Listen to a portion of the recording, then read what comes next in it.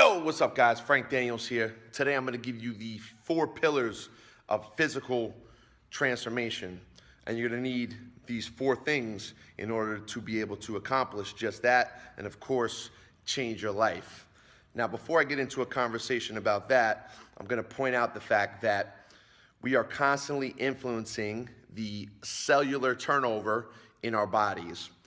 So much to the degree that every 7 years, the millions or billions, don't quote me on that, of cells in the body have completely changed, have completely turned over. Every single one of them have completely changed to the point that technically you'd be a different person in 7 years.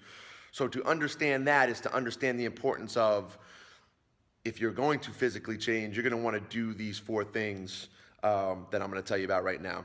And we have a symbol up here at my gym, Max Impact Training, and it is the impact hammer, and it has these 4 pillars in them.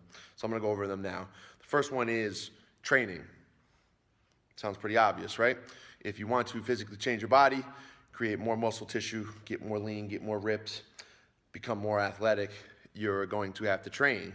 And hopefully that training involves some form of resistance training, cardio aerobics. If it's for you guys out there, hopefully some form of HIIT training. Not that cardio is evil, but if you want to change the body, HIIT tends to work a little bit better. More fast twitch muscle fibers, bigger, soak up more calories, okay, or burn more calories, just really help you physically dominate more than just slow duration cardio does.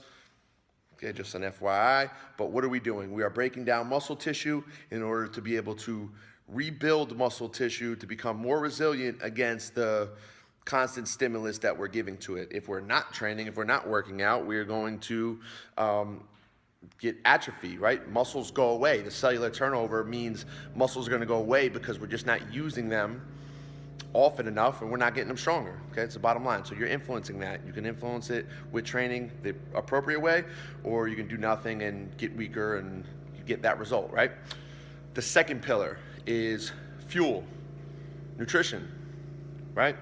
So most guys stop at training. They think they can train their way through a bad diet, and that more than likely is only gonna last for so long, and then that's gonna stop having the result, okay? So it's very important to be able to fuel your training, get the appropriate nutrition into your body so you can get the most optimal result that you're looking for.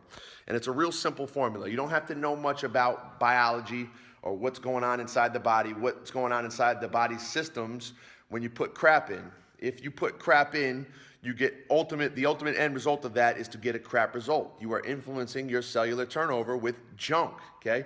What happens inside your body is a junk result.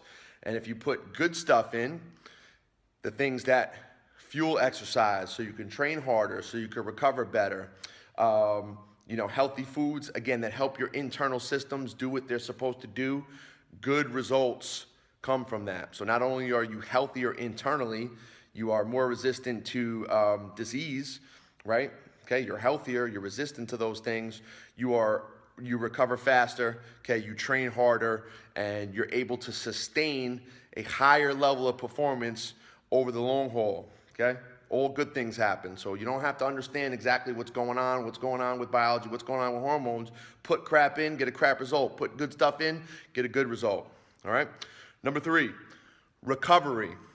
And this is something that a lot of guys overlook. So the common thinking behind training is that if I just train as hard as I can for as long as I can, I'm going to get a great result. And that only lasts so long. So recovery is all about recovery is where the magic is. So elite athletes understand this. They know that they can't out-train their recovery process. So the recovery ends up being more important than the training process itself, because I break down muscle tissue. In order for me to build that stuff back up, I got to have the recovery process do its thing, okay? And that's what it's all about. So recovery is a little bit about how you sleep. Sleep is very important for all things body transformation and health, okay, hormones, all those things. So that's number 1, but also, your rest periods and then the time that you take in between sessions. Again, you just can't go in the gym every day and, bang yourself into submission, okay, and leave in a bloody, sweaty mess. It doesn't work that way. Is intensity important? Of course it is,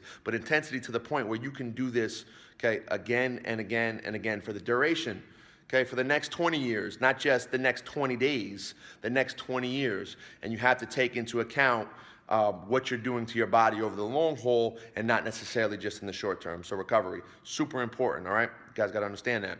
And the last thing is mindset. And mindset is all about knowing what your goals are, being specific about them, knowing how you're gonna accomplish them, and being in the appropriate place mentally to be able to do that, once again, on a consistent basis. Ultimately, consistency in your approach to your physical body, okay, what you do to your physical body is going to be the thing that wins out over the course of the long haul. So mindset is a very abstract idea, whereas specifically I can tell you about training, I can tell you about nutrition and recovery, exactly what to do and when to do it. Mindset is a little bit more abstract because it's like, what the heck does that mean? Well, really what it means is your beliefs, okay? Your conversation in your own head needs to constantly be in a position to have you motivated on a daily basis, because you're not always gonna feel as motivated later down the road as you were when you started, but that doesn't matter, because the only thing that wins out is consistency. So you need to just be able to do this on a regular basis, make it part of your lifestyle, as opposed to something that you're doing, once again, in the short term. We are constantly influencing cellular turnover. You're doing this mentally also, and that's more of a neurological turnover. So people with shitty mindsets, they get that way because they've been doing it so long, and that signal, that path becomes so strong. In order to be able to get out of that, we need to constantly get in front of that, okay?